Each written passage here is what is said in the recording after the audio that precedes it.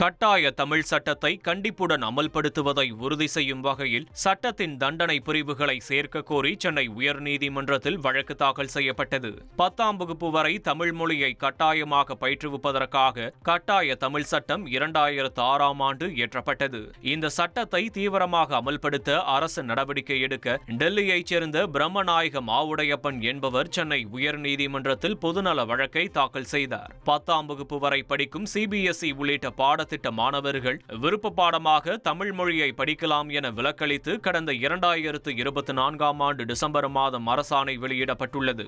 இந்த அரசாணையை ரத்து செய்ய வேண்டும், கட்டாய தமிழ் சட்டத்தை கண்டிப்புடன் அமல்படுத்தும் வகையில் தண்டனை பிரிவுகளை சேர்க்க அரசுக்கு உத்தரவிட வேண்டும் என மனுவில் குறிப்பிடப்பட்டுள்ளது.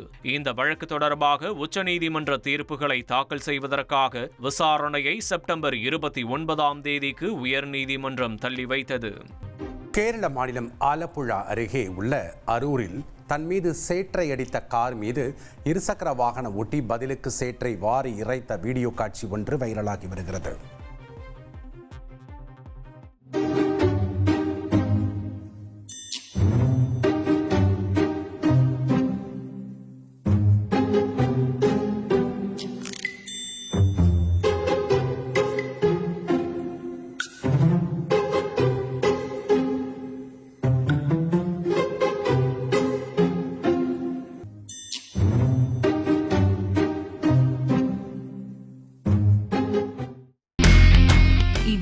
செல்லும் இடமெல்லாம் செய்தி.